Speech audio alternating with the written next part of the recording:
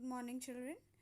I am Mrs. Matthews and I will be teaching commercial studies in class 10th.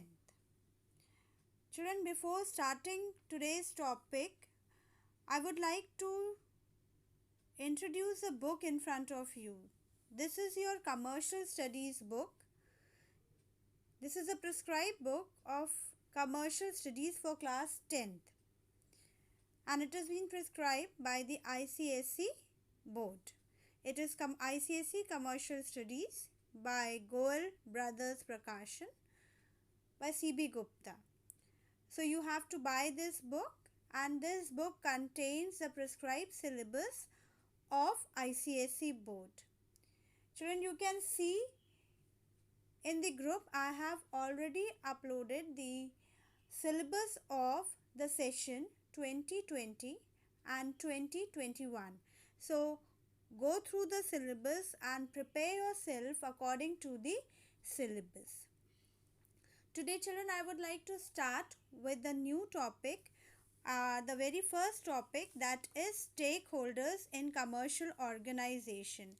When we talk about stakeholders in commercial organization, the very first thing that arises in our mind, that is, what are commercial organization? Now, commercial organization, in your class 9 syllabus, you have already gone through this. There was a topic, commercial organization and non-commercial organization. When we talk about commercial organization, basically they are the organizations which are being set up for the purpose to earn profit. They are profit-making organizations. Alright, this term stakeholder is somewhat new. Now, stakeholder, when we talk about, the word defines that we are talking about of some person. Now, who are these persons or who are these stakeholders? These stakeholders, they are the persons who have stake, or you can say who have interest in the functioning of commercial organization. Alright, and these can be the employees because they are engaged in the working of the enterprise. Then the employers are there, creditors are there are government, etc. These all individuals are considered to be the stakeholders. Moving ahead to the next page. Papa.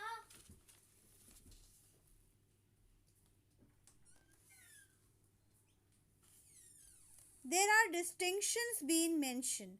Now, these distinctions, they are distinctions between shareholder and stakeholder, distinction between the shareholders and customers.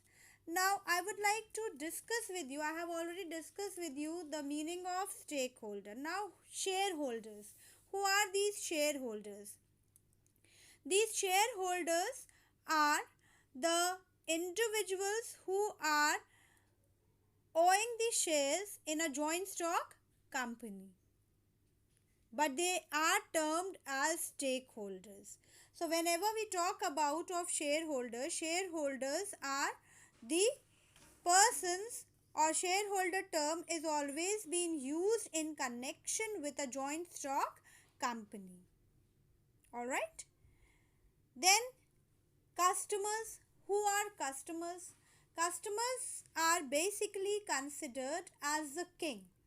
As we have already studied about the concept of marketing, in the concept of marketing, the modern concept says that consumers are considered as the king in the market. Now, the consumers are being treated as kings. So, their needs, their preferences are being kept in first by the production department, by the sellers, by the retailers. They are being, the basic mode is to satisfy the needs and the wants of customers. Now, customers are individuals who buy the goods for their personal satisfaction, to meet out their personal needs. But these customers are not at all considered as stakeholders. They are not considered as stakeholders. Am I clear? Stakeholders do not include customers. Children, you have to prepare these distinctions which are being given in your book in the tabular form. Alright? Now moving ahead to the third page of your book. In the third page of your book, there is distinction between shareholders and customers, shareholders and creditors. In the same manner as it is being mentioned in your book, you have to prepare yourself. Now, the next heading is classification. Classification of stakeholders. These stakeholders are being classified into two groups.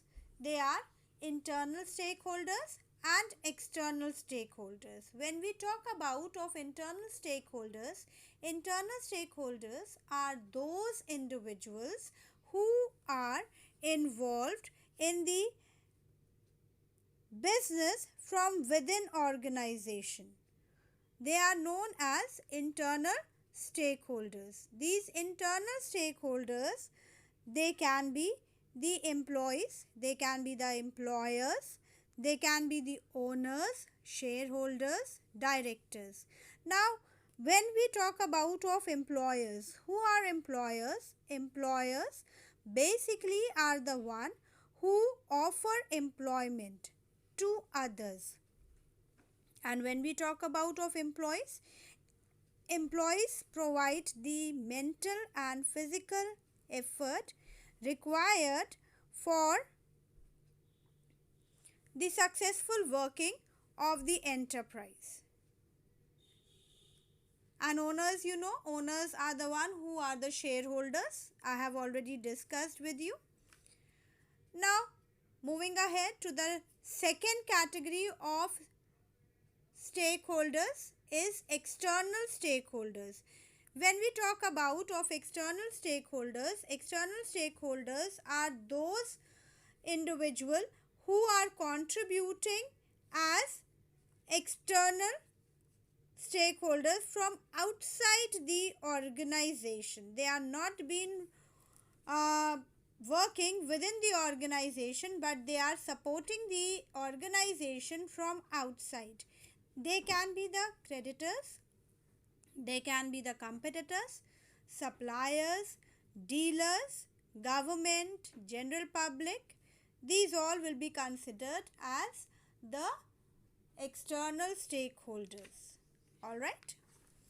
Now moving ahead on the next page, there is a difference between internal stakeholder and external. Already I had taught you about the meaning. You can clarify it. You can go through the difference.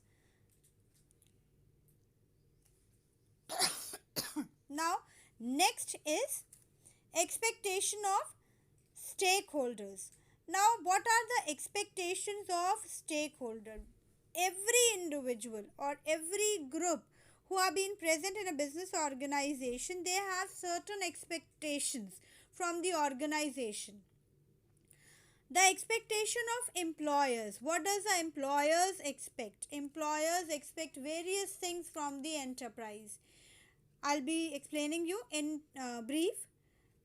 They expect reasonable return of their capital. Then secondly, they want appreciation of their capital. They want safety of their capital. They want full information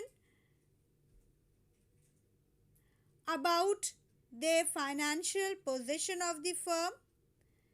They want participation in the policy of decision making. Second is the expectation of employees. Employees expect from the enterprise fair remuneration, proper working condition, opportunity for growth in their career, social security, welfare, that means pensions, gratuity, insurance, etc. Then they want share in the profit and even participation in the decision making. Next, expectation of suppliers. Suppliers are basically those persons who provide raw material. Now, they also expect something. What does they expect from the enterprise? They want fair and timely payment, regularly payments of their orders. Regular orders should be placed to them. Correct information about the financial position. Healthy business relations.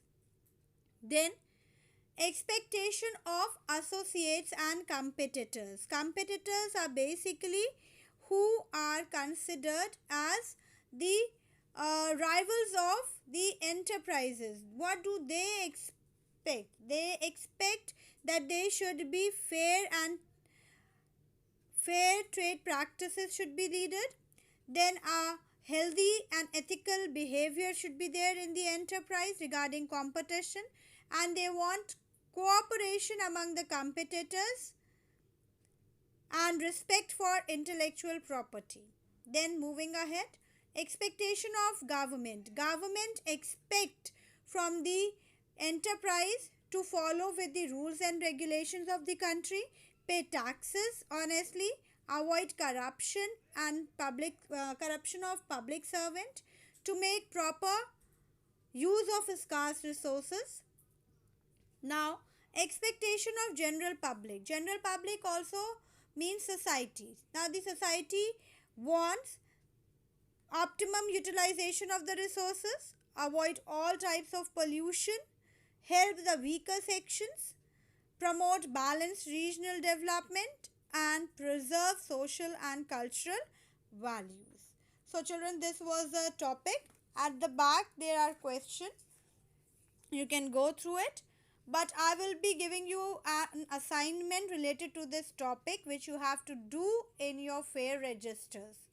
Hope children you all have enjoyed your class.